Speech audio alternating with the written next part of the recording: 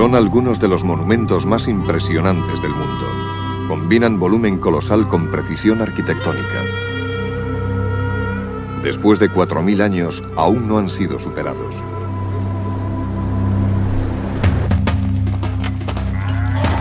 Y sin embargo, los construyeron civilizaciones primitivas, con herramientas simples.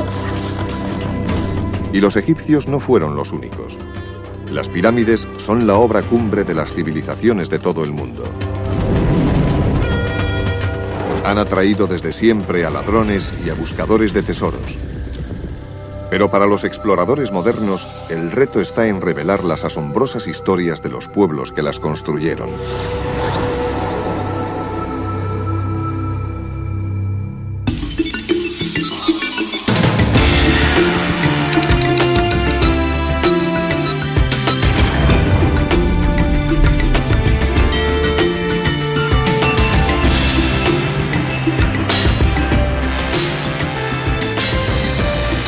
La guía máxima.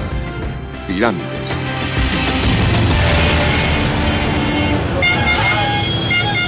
Hora punta. Ciudad de México. En la Plaza Mayor, los bailarines aztecas no muestran prisa.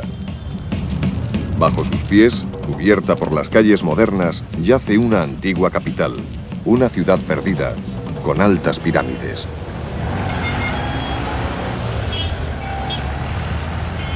Para encontrar sus restos es necesario algo parecido a la visión con rayos X. Hay quien pasea a su perro. El arqueólogo Luis Barba prefiere dar un tranquilo paseo con su radar de penetración terrestre. Tiene olfato para las ruinas antiguas. Escanea el terreno con impulsos de energía que rebotan en los objetos enterrados. El reflejo de estas señales ayuda a Barba a ver a través de la ciudad moderna, que aquí aparece en blanco, y a trazar el equivalente azteca que hay debajo. En algunas zonas, la excavación ha levantado lo nuevo para dejar paso a lo viejo. En el corazón de la capital azteca se alzaba una enorme pirámide doble. Se elevaba por encima de los templos y plazas cercanos, y era la obra central de una ciudad cuya magnitud y esplendor superaban a cualquiera de las europeas. Para los españoles que llegaron aquí en 1519 era un milagro. ¿Pero qué es una pirámide? ¿Y dónde se pueden encontrar?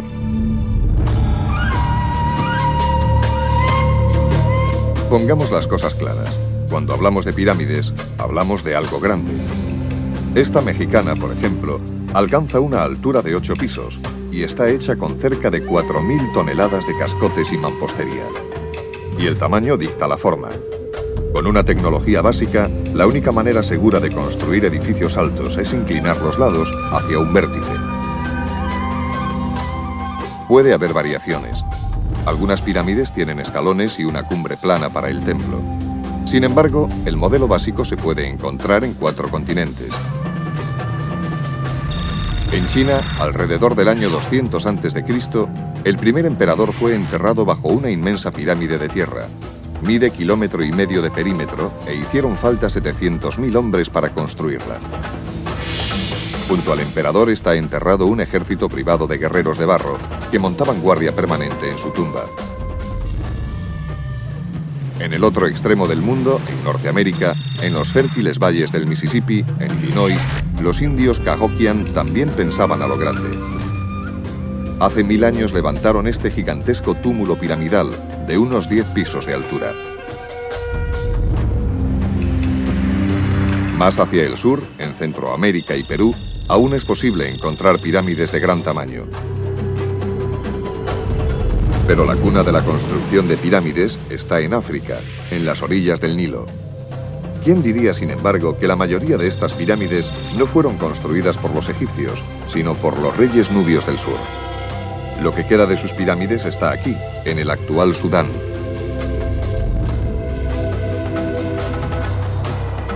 Pero nos estamos adelantando. La historia de las pirámides comienza 1500 kilómetros río abajo, en el propio Egipto. Su aspecto es tan completo y tan majestuoso que parece como si las pirámides egipcias surgieran de la nada. Pero la verdad es menos romántica. Se fabricaron muchos coches antes del Rolls-Royce. En un desolado trecho de desierto, en un lugar llamado Abidos, los arqueólogos han regresado para reexcavar las tumbas de los primeros reyes egipcios, que se remontan a hace 5000 años. Quizás se pasó por alto una pista vital para desvelar el origen de las pirámides. Es poco glamuroso, pero tamizar viejas pruebas ha valido la pena. En la reabierta tumba del rey Hasehemui, Günter Grayer, de la misión arqueológica alemana, ha descubierto algo extraño. La tumba de Hasehemui presenta grandes diferencias en cuanto a la conservación de la altura de los muros. En esta parte que mira hacia el norte, los muros todavía hoy conservan la altura original, que rondaba los 2 metros. El nivel de la techumbre debía de estar por aquí, mientras que en esta parte de la tumba los muros están más aplastados. Deben medir la mitad de lo que medían originalmente. Sin embargo, están completos. Incluso aparecen los restos de las vigas de madera del tejado. Obviamente, en esta zona, los muros están completamente aplastados por un peso extraordinariamente fuerte. Este fuerte peso extra, según la reconstrucción de Dreyer, era un enorme túmulo funerario. Una superestructura o algo similar situada sobre el centro de la tumba de Hasehemui. Una protopirámide, quizás. A 1,5 kilómetros de la tumba hay un enorme recinto desconcertante. Sus gigantescos muros de adobe se elevan 9 metros, aunque no hay nada en su interior. Fuera lo que fuera, está claro que a Hasehemui le gustaban las construcciones a escala monumental. Pero no fue el primero en construir una pirámide. Ese honor le corresponde a su sucesor, el rey Zoser. Enterrado más al norte de Abidos, este fue el hombre que inició la era de las pirámides. En Abidos teníamos el nivel del desierto y debajo el sepulcro. Y sobre el nivel del desierto, el túmulo. Y un enorme recinto a cierta distancia de la tumba real. Zoser, por vez primera, construyó el recinto alrededor de la tumba. Pero entonces surgió un problema. El túmulo ya no era visible porque estaba tapado por el amurallado que lo rodeaba. Y para solventarlo construyeron otro túmulo sobre el que ya había y después otro más. Y así surgieron las pirámides escalonadas. Con su pirámide de 6 escalones, el complejo funerario de Zoser es el ejemplo más antiguo de arquitectura en piedra y a gran escala del mundo. Data aproximadamente del año 2600 a.C. La pirámide propiamente dicha, de unos 20 pisos de altura, constituyó una gigantesca pasarela hacia el diseño clásico. Durante los 1000 años siguientes, el modelo que se seguiría sería el de lados planos. La razón es un enigma. Quizás simbolizaban los rayos del sol formando una rampa hacia el cielo. Sea cual fuere la intención, fue este hombre, el rey Sneferu, el pionero de la nueva geometría. Pero en la primera tentativa seria, las cosas podrían haber salido mejor. Este voluminoso prototipo era demasiado pesado para la blanda arena del desierto y amenazaba con desplomarse bajo su propio peso. Hubo que inclinar la parte superior y el resultado, francamente, fue un poco confuso. Vuelta a la mesa de trabajo. Sneferu intentó una vez más plasmar su visión. Esta vez, la pirámide se asentó sobre cimientos de roca y no jugó con la pendiente. El resultado es la primera pirámide propiamente dicha del mundo. Pero no ha envejecido muy bien. Su nombre antiguo sugiere una mejor impresión, la pirámide brillante. De día, su revestimiento de piedra blanca relucía. Este fue el comienzo de la edad de oro de las pirámides. Las pirámides alcanzarían su momento cumbre unos cuantos kilómetros al norte, en la meseta de Gizeh, junto a la actual ciudad del Cairo. Fue aquí donde dos de los hijos de Sneferu, Keops y Kefren, construyeron las pirámides más grandes del mundo. Todas rondan los 50 pisos de altura. Pero antes de comenzar la construcción, los agrimensores tenían que realizar una labor vital. El alineado de la pirámide era crucial. Para los faraones, la puerta hacia la eternidad estaba en el centro de los cielos, donde las estrellas nunca se ponían. Aunque colosales, las pirámides se alineaban con las estrellas sagradas con asombrosa precisión, en fracciones de 1 grado. ¿Cómo lo conseguían? La pista definitiva es esta. El alineamiento de las pirámides empeora progresivamente. Esta paradoja se ha resuelto recientemente y con ella el antiguo método de alineamiento, y todo gracias a la astronomía moderna. Como la Tierra gira sobre su eje, ha oscilado imperceptiblemente durante miles de años. Esta oscilación ha ido alterando lentamente la visión que tenemos del cielo nocturno desde la Tierra. Desde el Egipto actual, los cielos parecen girar alrededor de la estrella polar. Pero cuando se construyeron las pirámides, ese punto giratorio estaba en otra parte. No había una estrella brillante que marcara este punto, pero para los faraones era vital estar en el rumbo correcto. Al parecer seguían una combinación de 2 estrellas, Mizar en la Osa Mayor y Kochab en la Osa Menor. 2500 años antes de Cristo, estas 2 estrellas giraban una frente a la otra. Una vez por noche pasaban por encima del polo, y una estrella estaba justo sobre su gemela. Dirigiendo una plomada hacia ellas y extendiéndola hacia el horizonte, un agrimensor egipcio podía fijar la base de la pirámide para que formara ángulo precisamente con el centro de los cielos. Estupendo. Solo que no podían calcular la oscilación de la Tierra. Los cielos nocturnos cambiaron, pero los agrimensores siguieron tomando a Kochab y Mizar como base de sus cálculos. Exagerando el cambio, que era imperceptible a simple vista, entendemos por qué las pirámides siguientes se iban desplazando hacia el este. Resolver el misterio del alineamiento es una cosa, pero ¿podemos descubrir además cómo se construían? La Gran Pirámide de Gizeh está formada por más de 2 millones de bloques, la mayoría pesan cerca de 2,5 toneladas. Se invirtieron casi 23 años en construirla, lo que significa que la media de colocación era de 1 bloque cada 2 minutos. Unos plazos de entrega exigentes, por decir algo. ¿Cómo los colocaban? No tenían más que herramientas simples para cortarlos y no disponían de maquinaria para levantarlos.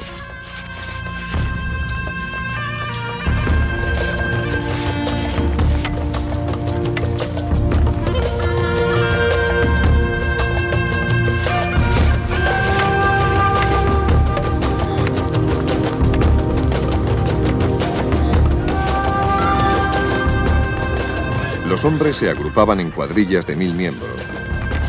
Y no eran esclavos, como se ha pensado durante mucho tiempo, sino que cobraban por su trabajo. Pero la pregunta sigue siendo cómo movían los egipcios tantas piedras y tan rápido.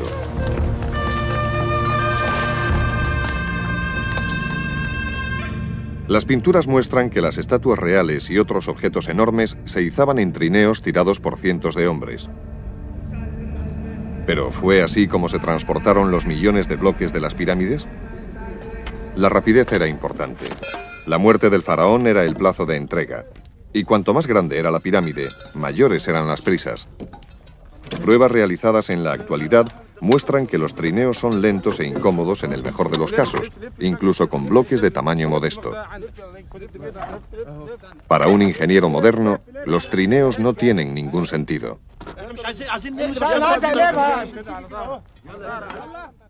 Creo que cualquiera que haya hecho primer curso de ingeniería mecánica estará de acuerdo en que los trineos son un método ineficaz para poder mover cualquier objeto pesado debido a los problemas de fricción, a los problemas de maniobrabilidad y demás. Pero hay otro problema en la teoría de los trineos. Todo el mundo está de acuerdo en que los bloques se subían a la pirámide en construcción por rampas creadas al efecto. El problema de arrastrarlos con trineos está en que la rampa tiene que ser lisa y que solo puede subir un escalón más o menos por cada 10 escalones de avance. Una inclinación tan suave requeriría una inmensa longitud de rampa. Una pendiente más inclinada, digamos de 1 de 4, acortaría la rampa, pero también descartaría los trineos. ¿Hay alguna alternativa plausible a los trineos? De los depósitos arqueológicos se han obtenido numerosos modelos de madera utilizados en el antiguo equipo de construcción, incluido un artefacto bastante enigmático. Esta más que curiosa especie de andamio nos ofrece una pista de cómo se construían las pirámides. La técnica egipcia era revolucionaria, no cabe duda. En un modelo a pequeña escala, 4 de estos andamios se atan a los lados de un bloque de hormigón para hacer una guía circular.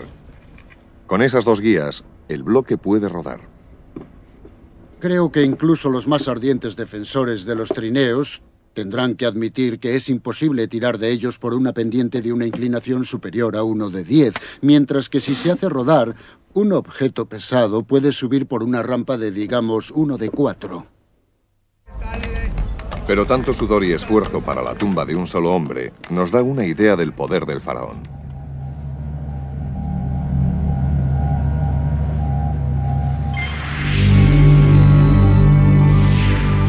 Una vez concluida, su pirámide era una máquina de la resurrección, un transportador del espíritu que le proyectaría a las estrellas. El cuerpo momificado del rey llegaba por un estrecho pasadizo a una cámara funeraria abovedada. Era arquitectura de precisión, por dentro y por fuera. Pero eso no es todo. Alrededor de la pirámide propiamente dicha, en el interior de un recinto amurallado, había templos, santuarios y almacenes. Desde aquí, un pasillo discurría como si fuese una gigantesca tubería hacia el Nilo, de donde conseguía los mejores productos de Egipto. Mucho después de la muerte del faraón, seguía llegando un torrente incesante de artículos para él. El cuidado del espíritu del rey les correspondía a los sacerdotes, que le servían diariamente comida fresca y oraciones. Un espíritu real nunca pasaba hambre, pero el peligro se evitaba solo si su cuerpo terrenal podía descansar en paz en el interior de la pirámide.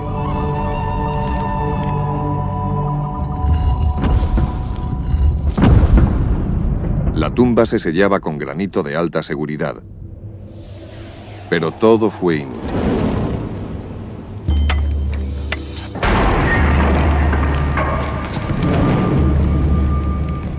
Las gigantescas pirámides de Gizeh pronto fueron saqueadas y desaparecieron tesoros que solo podemos imaginar.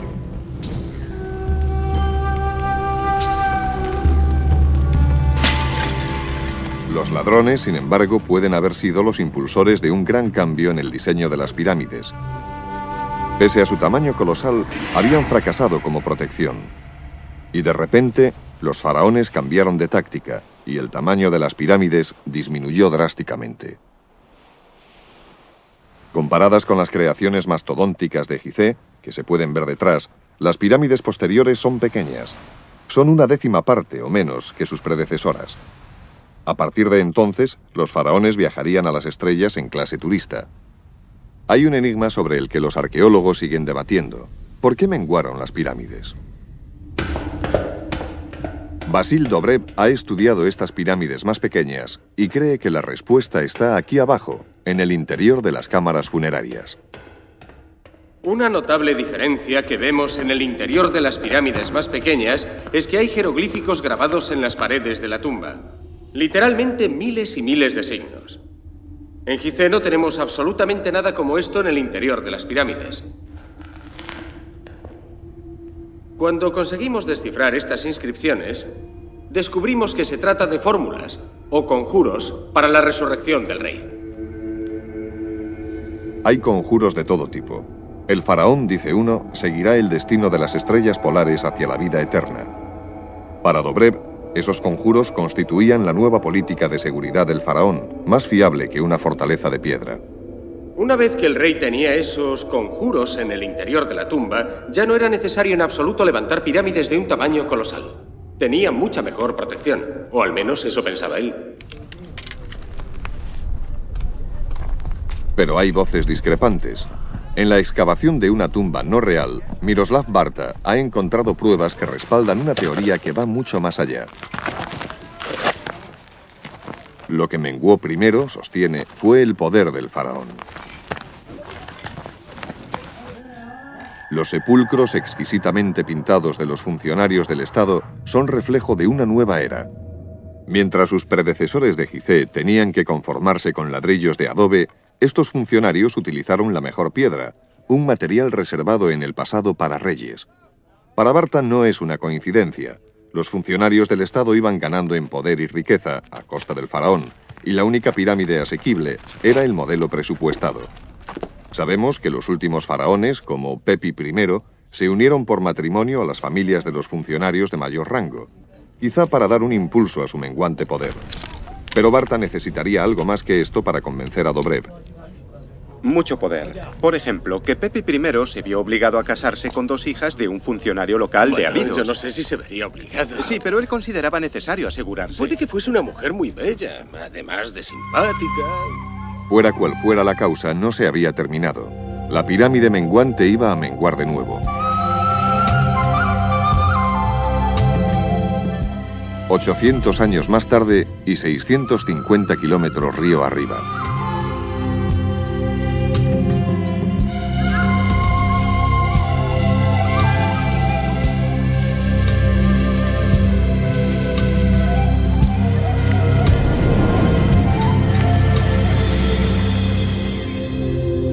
Cerca de Tebas, la antigua capital del nuevo reino de Egipto, un arqueólogo, Kent Weeks, descubre el último capítulo de la historia.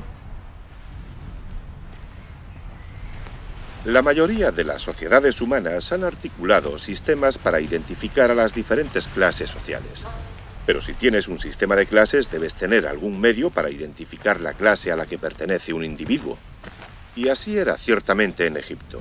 Durante un periodo de unos 1000 años, las pirámides fueron el símbolo del rey y los parientes más cercanos de la familia real. Pero quizá alrededor de 1900 o 1800 a.C. comenzó un periodo que algunas personas han llamado proceso de democratización religiosa y que significó que muchas de las cosas que habían estado restringidas al faraón y a la corte real ahora empezaban a resultar asequibles para algunos miembros de las clases media y alta egipcias. Y eso fue sin duda lo que pasó con las pirámides.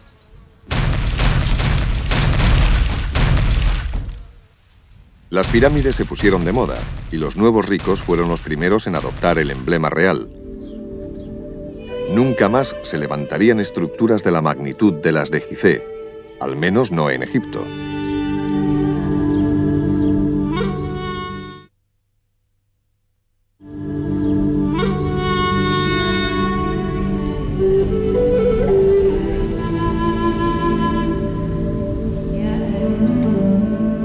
Si viajamos 12.500 kilómetros al sudoeste de Egipto, atravesamos 2 continentes y un océano, llegamos a uno de los lugares más áridos del planeta. En las arenas movedizas de este desierto costero siguen emergiendo vestigios de culturas antiguas. Bienvenidos a América. Fue en la costa de Sudamérica, en el actual Perú y al comienzo de la era cristiana, donde surgió la siguiente gran civilización de las pirámides. Una media docena de ríos procedentes de los Andes atraviesan el desierto en una franja de 320 kilómetros. Al igual que el Nilo en Egipto, son la tabla de salvación en una tierra que, por lo demás, es inhóspita. Pero sorprendentemente aquí las condiciones son ideales para la agricultura intensiva. Dada la ausencia de precipitaciones que erosionen el terreno, la tierra es fértil, y si se riega, las cosechas crecen abundantemente. Creo que la calidad de la agricultura era tan buena que de hecho permitió que apareciesen rápidamente unas poblaciones bastante importantes y eso llevó a la creación de cientos y cientos de templos. La zona estaba habitada por el pueblo de los Moche, que literalmente construían sobre los restos de estructuras anteriores. Sus sólidas pirámides de adobe hace tiempo que no son más que masas informes, que han dejado tras de sí unos restos lóbregos, desmoronados, que apenas ofrecen indicios de lo que allí hubo. Es muy difícil comprender la función de las pirámides Moche porque aún no hemos estudiado las suficientes. nos harían falta años de excavaciones para saber realmente cómo era su vida. Steve Burgett ha dedicado 15 años a resolver el misterio de las pirámides Moche. Sus últimas excavaciones descubren las líneas generales de una historia colorista, aunque siniestra, que no podría ser más diferente de la del antiguo Egipto.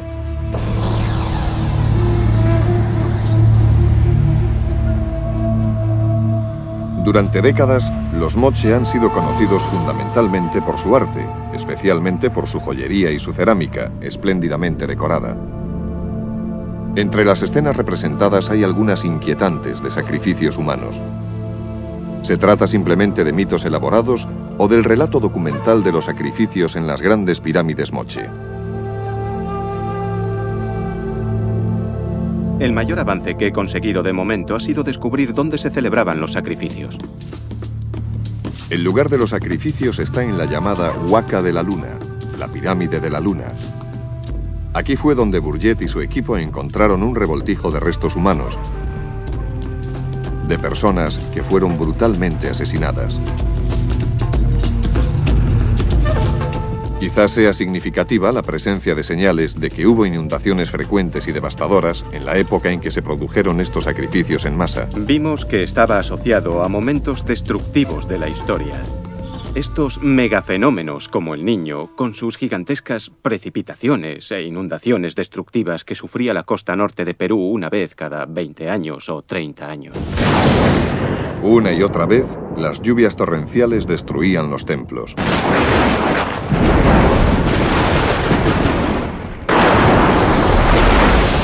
Para los Moche, esas catástrofes significaban que los dioses estaban enojados. Para aplacarlos y restaurar el orden en el mundo, era necesario el sacrificio máximo. Los Moche eran conscientes de este problema y crearon ese ritual para contrarrestar los efectos de El Niño. Y aquí aparece la sorpresa. Parece que llevaban a cabo una serie de combates rituales entre individuos seleccionados. El objetivo del combate era capturar a la otra persona, casi como en un duelo. Y la persona capturada era escogida a través de ese proceso como víctima del sacrificio. Pero yo creo que se trataba de personas preparadas para ir a esas batallas pensando que podían ganar, pero que si perdían el combate tendrían que ser sacrificados, aunque habrían ofrecido gustosamente sus almas o sus cuerpos a sus dioses. Yo los veo como campeones más que como víctimas.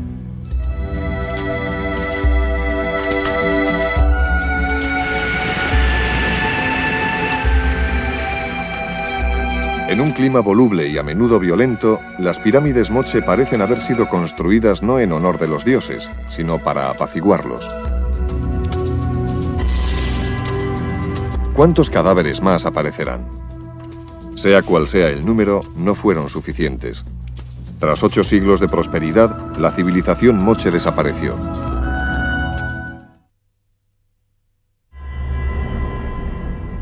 Cuando los templos Moche comenzaban a desmoronarse, alrededor del año 800 de nuestra era, otra gran civilización de las pirámides estaba en su apogeo.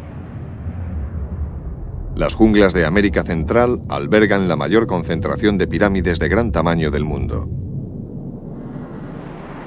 Entre México y Honduras se concentran los restos de literalmente cientos de ellas. Y el pueblo que las construyó no ha desaparecido.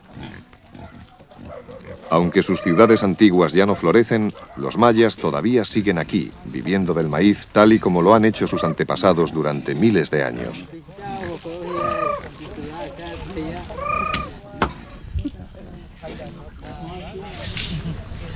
Al podar los bosques de los alrededores, los arqueólogos continúan encontrando restos de algunos de los monumentos más impresionantes, aunque inescrutables, del mundo.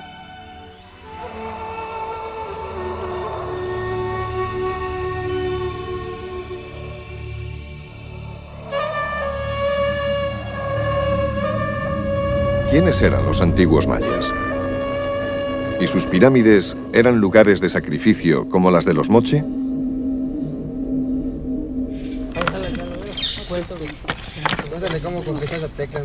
Al igual que los egipcios, los mayas utilizaban la piedra, y sus pirámides, como esta de Chichén Itzá, en el sur de México, también estaban relacionadas con otros edificios rituales. Pero son las diferencias las que destacan. A una pirámide maya no se accede por un pasillo cerrado, como en Egipto, sino a través de una plaza amplia, abierta. Y con sus escalinatas y su templo de la cumbre, la pirámide recuerda menos a una tumba privada que a una tribuna pública. Un escenario dominante, quizás, desde el que las élites gobernaban. A medida que los arqueólogos van reuniendo vestigios de la civilización maya, sus logros continúan asombrando. Mientras los egipcios escribían en papiros, los mayas ya disponían de los medios para fabricar un producto igualmente precioso, el papel. Como mínimo, en el año 300 a.C., los mayas habían inventado su particular forma de escritura jeroglífica, que por el momento solo ha sido descifrada en parte. Además, elaboraron un eficaz sistema para contar, sumar y anotar fechas utilizando barras y puntos. Y ya en el año 500 a.C. habían perfeccionado un preciso calendario de 365 días. Podían predecir acontecimientos como eclipses con bastante antelación. Además, tenían un calendario ritual diferente que se desarrollaba en ciclos más cortos. Ambos calendarios, utilizados conjuntamente, se combinaban para señalar las fechas cruciales en la vida de los mayas. Desde lo alto de sus pirámides, e incluso desde los observatorios, los sacerdotes astrólogos seguían el rastro de estrellas y planetas. Los gobernantes intentaban controlar el futuro de su pueblo, celebrando sus rituales en fechas favorables. En Chichén Itzá, a la sombra de esta pirámide principal, se celebraba un ritual que sería digno de la antigua Roma.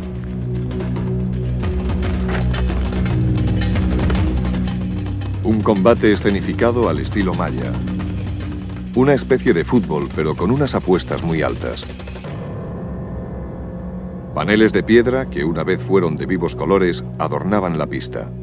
A la derecha vemos al perdedor, arrodillado y decapitado. De su cuello brotan serpientes. A la izquierda, el jugador victorioso, sujetando su sangriento trofeo. Quizá las víctimas eran héroes, aunque no se sabe con seguridad. Los mayas escribieron numerosos libros, pero casi todos fueron destruidos por los misioneros españoles.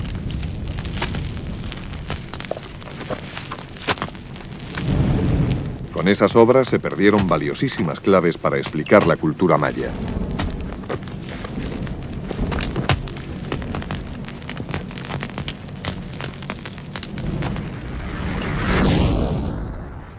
Pero hay una nueva teoría. Sostiene que bajo cada una de las pirámides más importantes de los mayas podría haber una pista fundamental, y que lo que podemos ver es tan solo la punta del iceberg. Curiosamente, el agua es difícil de conseguir en esta jungla. La región es una llanura de piedra caliza, en la que los ríos, en lugar de fluir por la superficie, lo hacen bajo tierra. El riego es imposible.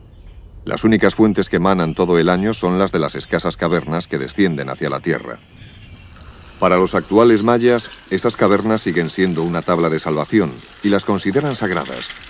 En la región maya, e incluso fuera de ella, sus habitantes siempre han tenido una vieja fijación con las cuevas. Para muchos, siguen siendo el hogar de los dioses. Y para el arqueólogo Jim Brady, todo apunta hacia abajo. Cree que el corazón espiritual de estas culturas antiguas no era la pirámide propiamente dicha, sino su cueva secreta. Sabemos que las pirámides representan a la tierra. En la región de los mayas se denominan wits, colinas, montañas. Representan a la montaña sagrada. Y las montañas sagradas tienen que tener una cueva desde la que llegar a las deidades que viven en su interior. Todos los pueblos amerindios sienten un especial aprecio y apego por la tierra, como entidad sagrada y animada. No solo significa fertilidad en las cosechas, sino que la lluvia también es un fenómeno terrestre. Creen que la lluvia brota de las cuevas hacia el cielo. La gente sigue yendo a las cuevas a pedir lluvia y una buena cosecha. En cada lugar que estudia, Brady encuentra una cueva bajo la pirámide principal. Pero son lugares como Xochicalco, en México Central, donde no hay cuevas naturales, los que demuestran la relación. Aquí han tenido que ser hechas a mano. Esto no es natural. Todo lo que vemos ha sido construido. Y considerando que este pueblo no tenía herramientas de acero, fue una tarea de gran envergadura. La cueva se extiende a lo largo de más de 60 metros de roca sólida que discurren bajo el complejo de la pirámide. Es oscura y húmeda, y está llena de murciélagos. A duras penas se podría vivir o guardar cosas en ella. Sin duda, esta enorme caverna hecha por la mano del hombre se destinaba a propósitos más elevados. Lo más espectacular, y lo que nos indica que es una cueva ritual, es el lucernario, a través del cual se puede controlar la luz y también el paso de las estaciones. Tenemos el sol marcado aquí, en el suelo. Así se unen la tierra y el cielo, los dos aspectos del universo. Estamos hablando de un espacio ritual en el mismo centro del complejo. Probablemente solo los sacerdotes y el rey tenían acceso. Por lo tanto, los rituales de mayor solemnidad se celebraban aquí.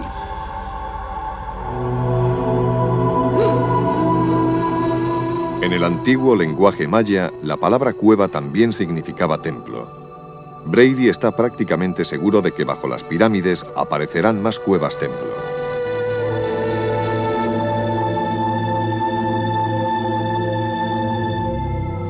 Quizá esté surgiendo una nueva perspectiva más profunda de la pirámide centroamericana. Junto a la cueva, encarna la montaña sagrada con su fuente de agua. Esa agua esquiva que, en el fondo, era un regalo de los dioses.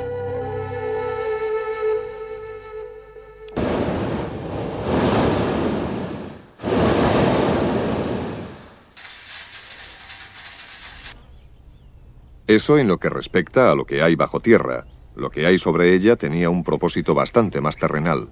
Es algo que Jim Brady puede captar más fácilmente desde el aire.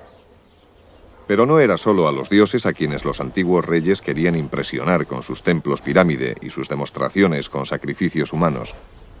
Desde Egipto a México, de China a Perú, las pirámides buscaban intimidar a las masas. Las cosechas abundantes significaban un aumento de la población, y ese aumento implicaba la necesidad de un control social. Así debió ocurrir aquí, en Teotihuacán, en México Central, la mayor ciudad pirámide de toda América. Probablemente entre, digamos, 100.000 y 250.000 de personas vivían aquí en una época que situaremos en el siglo VI después de Cristo. La pieza central era la colosal pirámide del Sol, cuya base es igual a la de la Gran Pirámide de Egipto. Es una obra propagandística para recordarles a las masas quién mandaba allí.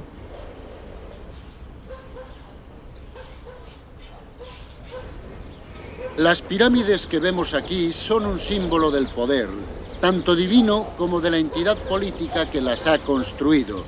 Combinan ambos poderes, el político y el religioso. Religión y gobierno, iglesia y Estado. Ambos caminaban juntos y estaban simbolizados por este enorme edificio que se yergue en el corazón de la comunidad.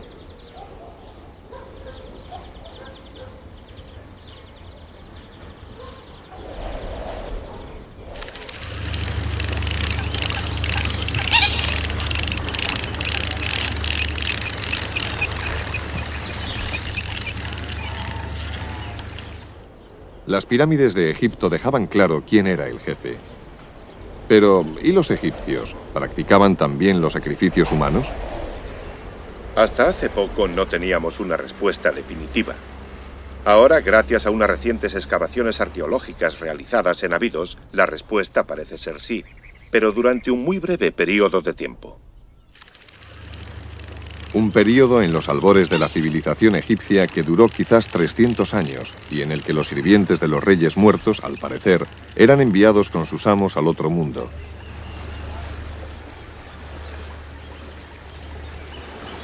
Pero lo más curioso es que esa práctica se abandonó y nunca más se retomó. Pero, por supuesto, el agua aquí nunca fue un problema. El río Nilo era uno de los más predecibles y tranquilos del planeta. Todos los veranos se desbordaba, pero suavemente, no destructivamente, y proporcionaba agua para el riego, las cosechas, las personas y los animales.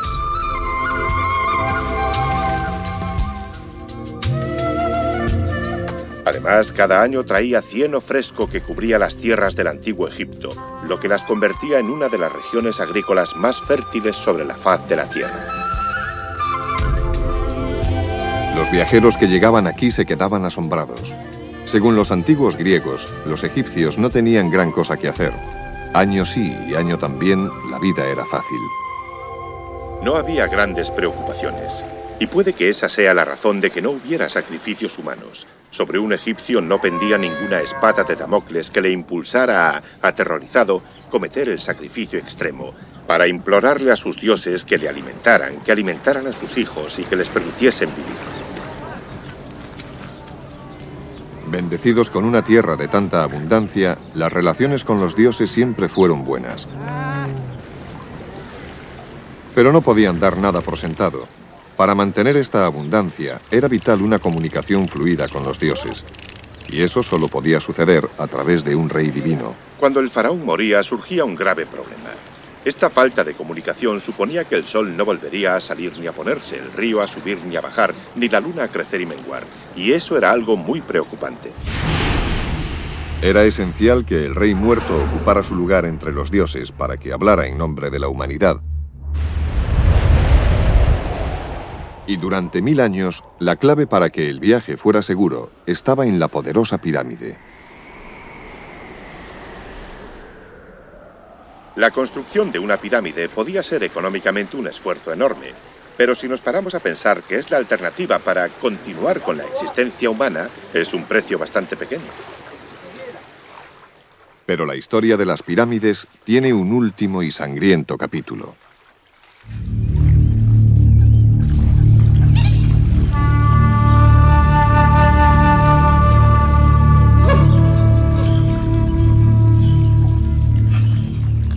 Alrededor del año 1250, una tribu nómada llamada Méxica se trasladó hacia el sur, al Valle de México.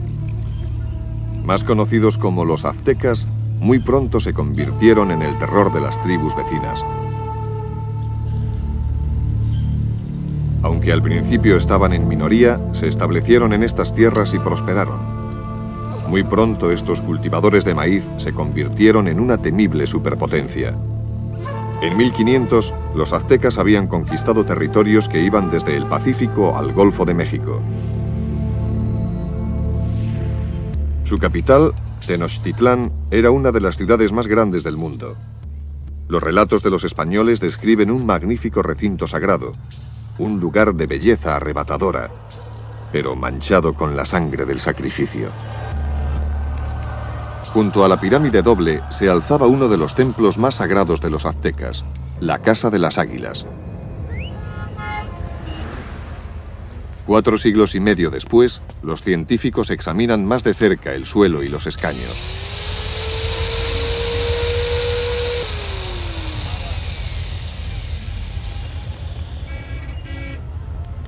¿Hasta qué punto son fiables los relatos de los testigos?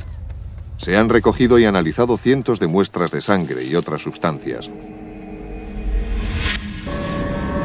Los descubrimientos, al igual que la escultura religiosa azteca, apuntan a una relación fría y temerosa con los dioses.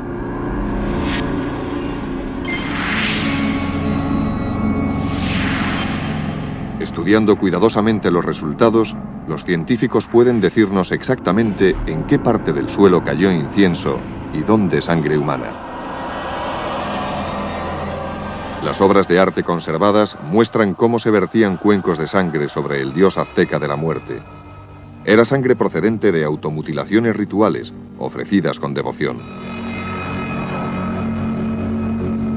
Pero los dioses aztecas también demandaban sacrificios y tenían un apetito insaciable de corazones humanos.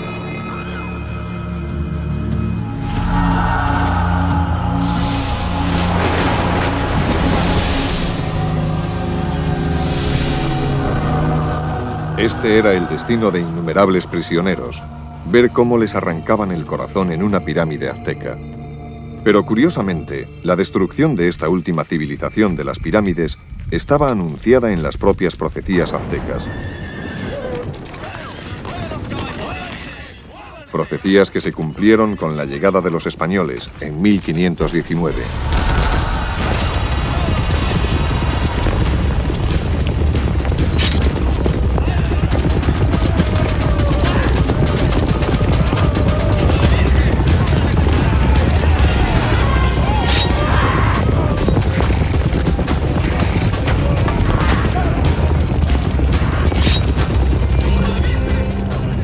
Luchando a caballo, con acero y armas de fuego, los conquistadores aplastaron en un abrir y cerrar de ojos a la civilización azteca y la enterraron bajo su propia ciudad.